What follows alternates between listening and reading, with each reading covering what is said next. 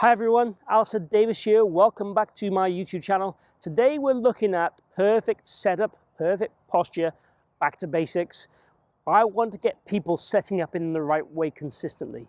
For me, it's a really important area of the golf swing. Most first point or breakdowns in people's technique happen because of the way they stood.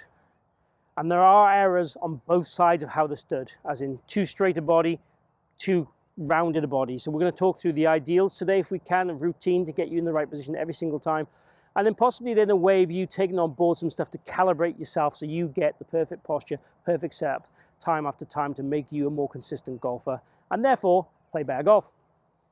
If you are a new viewer, please consider following and subscribing. I post 3 videos a week, all in different areas of the golf game, short game, long game, on course, live lessons, all sorts of stuff. So I'd love to have you on board to help improve your golf.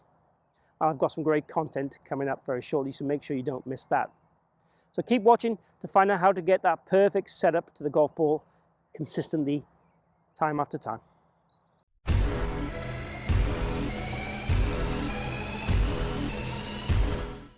So on the lesson tee, I quite often see players with 2 major problems when we're talking about setup. 2 major ones and then a few minor ones. So I'm going to talk you through all of those in a second so we can get in the perfect posture every time and give you 2 routines in order to get you in the right position consistently. First thing I want to talk about is the pelvis. What I see with a lot of golfers is they either have it arched up too much, so it creates too much S shape in the back. And again, you have natural curves in your spine anyway, and some have more than others. Mine's more curved than normal. You know, my back's not in great shape. I've got a poorly back. So again, please excuse that when you're looking at my perfect posture here. The key thing is to get perfect balance as well as get as much as you can the right spinal shapes. So a lot of people will have this in what we call too anterior tilt. The opposite would be too posterior tilt, and then you get kind of very rounded with the upper body. Again, both are bad for you, right? Both are bad for your golf. If you have the posterior tilt, you'll find there'll be a lot of straightening and moving during the backswing. If you have the spine locked out, you tend to find there's a lot of sway movement. And again, you sometimes will move forward in the backswing as you look to release the back a little bit more. So both are particularly bad. We want to get that sweet spot where we get that pelvis pretty neutral.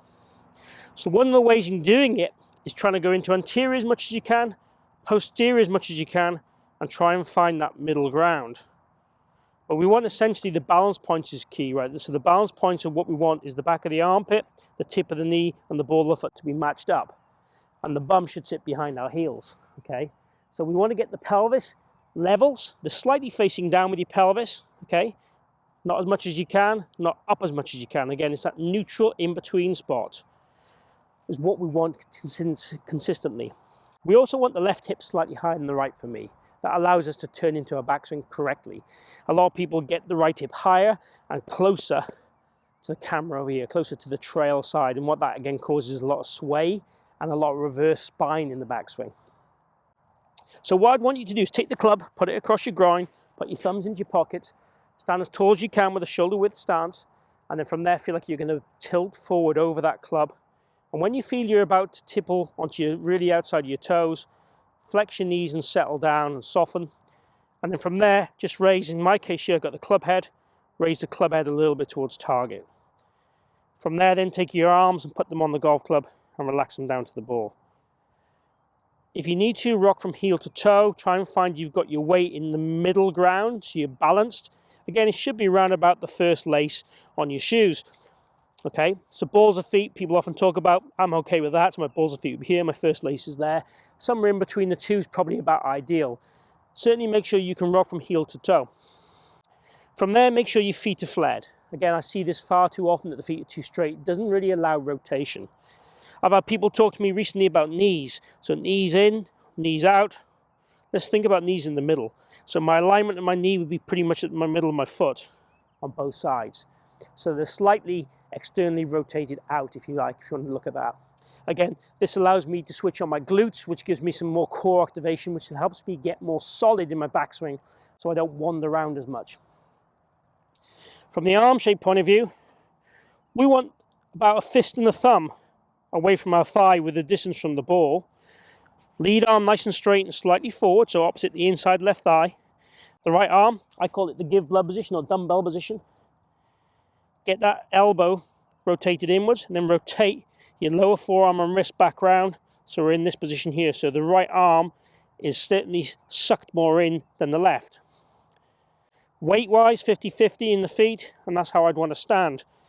Ideal world, you want what you feel is a widest chest. So think about your arms being alongside your pecs rather than over your pecs.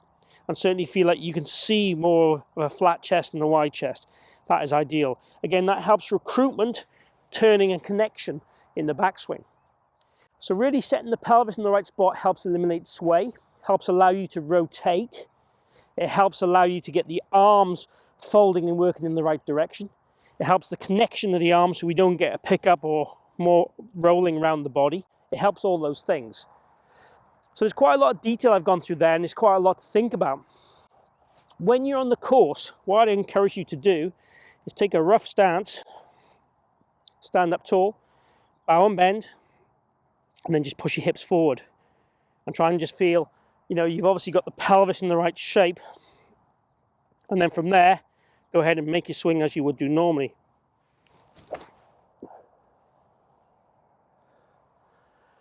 So the idea would be on the golf course that you would do the bow and bend every shot. Again, if the ball's here, we line up from behind, pick our spot to aim at, step in, and you can do a half bow and bend.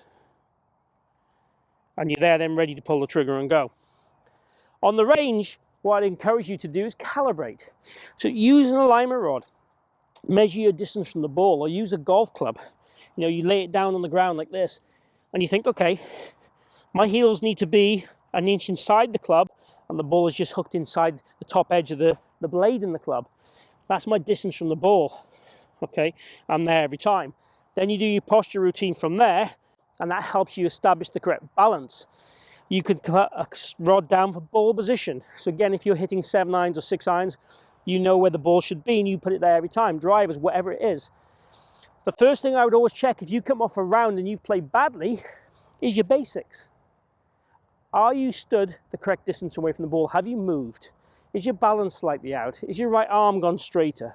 These are things that you can control and change instantly that can make a difference to your game. And these things allow your swing to function in a more orthodox way to allow your swing to be more functional. It's not necessarily, again, about changing your setup if you don't need to change your setup. So again, if you hit great golf shots, don't change your setup because you're going to change something else. So be aware of feeding what you need and what you need to make yourself play better. But if you feel your setup is uncomfortable, try these little things I've talked to you about. If you don't trust your setup, I had a guy in for a lesson last week that said he felt his setup was causing all his problems and his grip was causing his problem. His grip and setup were actually very good. We could have tweaked his posture a wee bit, but it was pretty good. It certainly wasn't causing the issues that he felt he had, but he didn't trust it. So, we had to settle his mind and say it was good and maybe give him some routine so he knows he gets there consistently. Otherwise, he's going to be on the course thinking, I don't feel right here. And if you don't feel right before you pull the trigger, you're not going to get good shots. If you do, it's by a miracle rather than by having a good golf swing, a good mindset. So we definitely want that trusting mindset every single shot.